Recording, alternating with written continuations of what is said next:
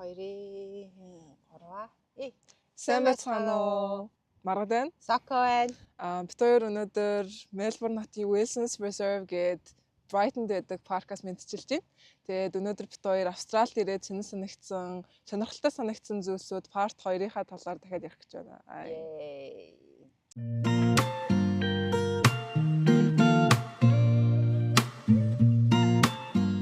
За танаас эхлэх үү? За. Би бичиж ирсэн маа. Ханаад ирсэн болохоор жоо гоншоод байгаа шүү. Ойлгоорой. За, ойлгомоо. Би дараагийн надад сонир санагдсан юм нь болохоор нөгөө нэг хүнсний дэлгүүрээр нь орохоор ер нь юм том савлгаатай зүйлсүүд нь жижиг савлгаатай юмнуудаас хямдхан байдаг. Тэр нь амар сонир санагдсан. Why? Нэр тийм шүү тий. Яагаад тийм бол би одоо ч хариулт мэдэхгүй байгаа гэхгүй. Гэтэ амшижсэн одоо хүслийн кола гэдэг шиг тийм кола олаа гэхэд тэрний төмний ундатайгаа адилхан үнэтэй $4 тий байдаг. Энэ ч гэсэндээ бас $4 байдаг. Тийм байдаг. Тэр нь аягүй сонирхолтой санагдсан. Тэгээд том балкаар навах тусмаа хямдхан, жижиг ширхэглэж авах тусмаа үнэтэй. Тийм бөөний үнээр нь аягүй нэр ол хямдхан авдаг байсан юм байна тий. Яг тийм ээ. Тэгээд супермаркет гэж ярьсныхаа супермаркетд орж ирсэн чинь тэргүүд нь ингээд заавал зоос хийж яг нөгөө нэг түрээсэлдэг маягаар ингээд олгодог. Тэгээд зоос байхгүй бол тэгээ ер нь ингээд тэрэг төрөх боломж бараг л байхгүй. Тэгээ тэр нь жоохон ядаргаатай санагдчихсан. Сул тэрнүүдээс нэг аз таарж амтлаа. Харин тийм хүмүүс ингээд тэргийг нь ингээд аваа явчихсан юм шиг байлээ. Тэгээд тэрнээс үүдэж тэгээд хамт байх гад тэгсэн юм шиг байл. Бас дараагийнхаа нэг юм нь болохоор ингээд юмнууд нь яг яаж юм мэдгүй гэхдээ дэлгүүрээс нааш дэлгүүрлэг өөрчлөлөө хичээж таад нөгөө юм рандом ингээд хямдарсан байдаг тий. Энд чи одоо нэг юм 3 том супермаркет байгаа. Woolworths, тэгээд Coles, тэгээд Aldi-гээ 3 байгаа. Тэгээд энэ 3 нь ингээ ээлжлээд одоо юмнууд хямдраад байдаг.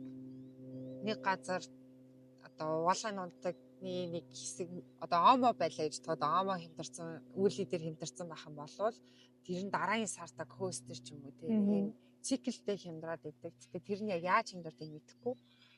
Тэгээд ийм нэг хямдрахаараа бүр хугацаанд дууссан юм уу гэж бодтол бүр суг хямдардаг. Тийм шүү. Тэгээд яг саяны 3-аас яг ингээд үннийхэн дараалал ранглах юм бол Woolworth арай үнэтэй. Тэгээ Coles, тэгээ Aldi хамгийн яг нөгөө нэг үн багтай ер нь явдаг. Хамаагүй хямдхан юмнууд байдаг. Тэгсэн мөртлөө адилхан юмнууд. Тийм яг төсөөл юмнууд зардаг. Адилхан чанарын яг адилхан юмнууд зардаг. Мөртлөө Aldi арай үн багтай байдаг. Тийм. Апартмент болгон дээр нь ийм юунууд oven, тэгээ dishwasher хоёр ингээд галтгоотой байнгын цуг явж идэм билээ. Ер нь бол ихэнх апартментууд дээр нь. Тий.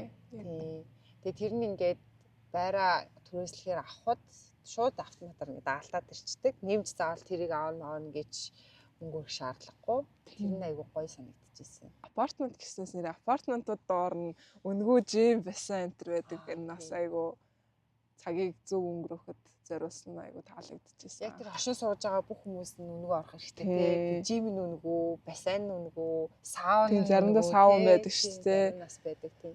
Тэгээд нөгөө хамгийн дээдлийн давхар махвартаа бас гоё апартментууд нь пүүлтэй байгаа ч шин. Тэгээд бас барбекю section гэдэг бас зарим давхрууд дээр байдаг юм лээ. Апартментуудад хийхийг нь харахад. Тийм тэгээ бас нөгөө юм ивент хоолууд байдаг тийм тэр апартментууд дээр нь. Тэгээд тэрийгээ ингээд хүсэх юм бол буклээд оршин сууж байгаа хүмүүс нь буклээд тэгээд өөрсдөө дуртай ивентүүдэд зохион байгуулад найзуудаараа цуглах ч гэдэм үү юм тиймэрхүүнүүдээ бас хийж болохоор хүмүүсийн нөгөө наазахын хэрэгцээг айгүй юм бодолцоод юмнуудаа тохижуулаад шийдээд өгсөн болохоор айгүй амар тиймэрхүүнүүд нь тийм байдаг. Тэгээд бас энд ерөөсөө мах өлдөөж иддэггүй. Тэр бас амар сонь санагдчихсан. Тэгээд яг ингээд нөгөө нэг дэлгүүртэн зарж байгаа махнууд нь дандаа юм пакетлсан мөртлөө пакетлаагүй махнууд ч гэсэн байдаг л да захмахаар нь. Зүгээр дэлгүүртэн байгаа пакетлсан махнууд нь дандаа юм хэсэглэнгээрээ байждаг. Тэгээ тэрийг ерөөсөө австралчууд маань өөрсдөө ерөөсөө хөлдөөж иддэг юм байлээ. Тэгээ дандаа юм шинээр нь иддэг. Тэгээ тэр махыг нь идэхээр амар гой зөөлхөн байдаг. Ногоонууд нь ч гэсэн дандаа шин те. Ер нь аюу фреш юмнууд зардаг шүү. Байд юм лээ. Тэгээд ингээд жимс мимсийг нь авахаа нэг 2 оноо л баг ингээд зөөлрөөд муудчих гад байдаг. Тэгээд тэр нь бас тэр чинэгээрээ эрүүл байгааг нь харуулж байгаа гэж боддог. Тэр бас их сонирхолтой санагддаг шүү. Би яг анх энд ирэхэд яг апартментд орж үзэж байгаа байхгүй юу. Тэгээ зүгээр яг анх энд ирсэн сэтгэл ямар нэг үнэртэй амар холбоотой байдаг байхгүй юу. Яг тэр үнэрийг үнэртгэхээр яг ингээд бүр яг нэг анх иржсэн мэдрэмж төрдөг. Тэр нь юуны үнэр вэ гэхээр яг fresh orange juice-ний үнэр. Бүр яг fresh orange juice ингээд уунгууд яг ингээ анх ирж байхад ямар мэдрэмж төржсэн. Яг тэр мэдрэмж ингээд төрдөг. Тэгээ шүү нэр juice-нууд нь амар олон сонголттой байгаа. Гэхдээ 100% organic juice-нууд бас амар ихтэй. Ер нь ингээд сонголт амар өргөнтэй тий. Нэлээд өргөнтэй. Тий.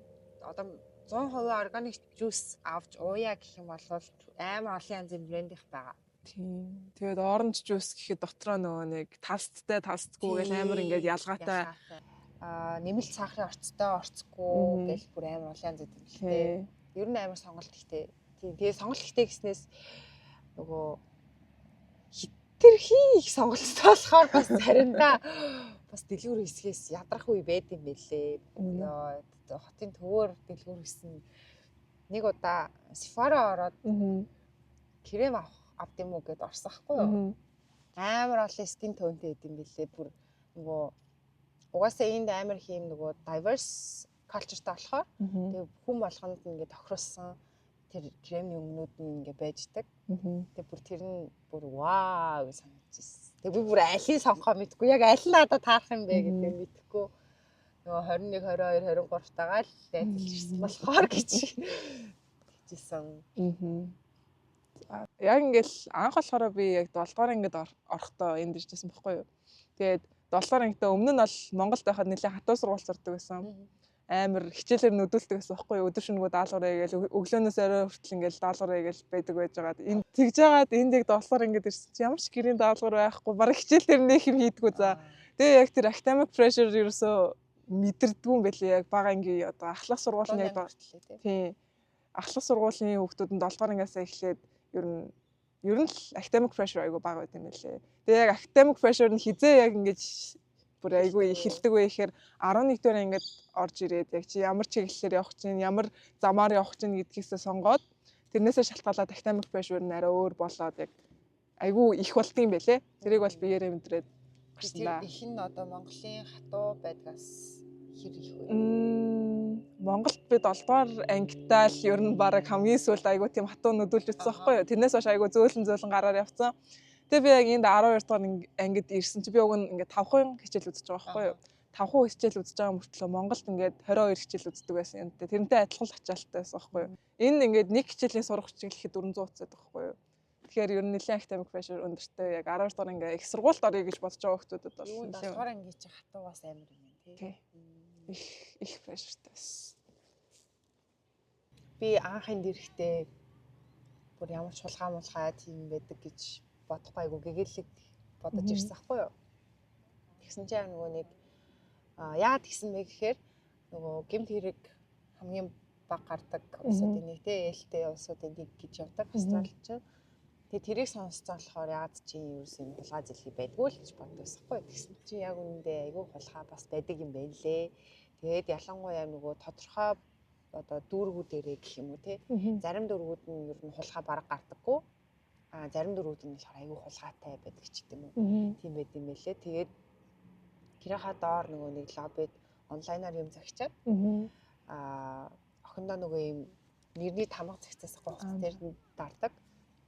Тэгээд тамга загцсан байжсэн чинь хохоо дараад за лобби дээр үлдээчих гээд. Тэгээд лобби дээр үлдээл хичээд 15 минутын дараа гараад очиж бэдгүү. Бүр гайхаад тэгээ ингээ нөгөө нэг байрныхаа групп руу бичээд асуулсан хгүй ингээд ийм андуураад авсан юм байна уу гэд. Тэгсэн чинь манай нөгөө нэг одоо Монголынхоор сөхийн дарга гэх юм уу? Камер шүүж өгөөд тэгсэн чинь гаднаас нэг зүгээр л хоотой нэг гимхтэй орж ирэл тэр лобби дээр үлдээсэн байсныг аваад явцсан. Тэгээд тэр орохдоо яаж орсон бэ гэхээр нэг хаалга руу зүгээр хонхын дараад тэгээд би ингээд орсон юм аа гэж хэлээл орсон юм шиг байгаа. Ямарсан л нэг хонхт орж байгаа тэр камин бичигдсэн байхгүй юу? Тэгээ ороод манай охины тэр тамгыг аваачаа. Ямар сайн тий. Тэгээ тэр нөгөө юм жижигхэн бокстой. Тэгээ бодвол аюу чамийн юм л гэж бодсон байх гэж би зөв хамгаалж байгаа.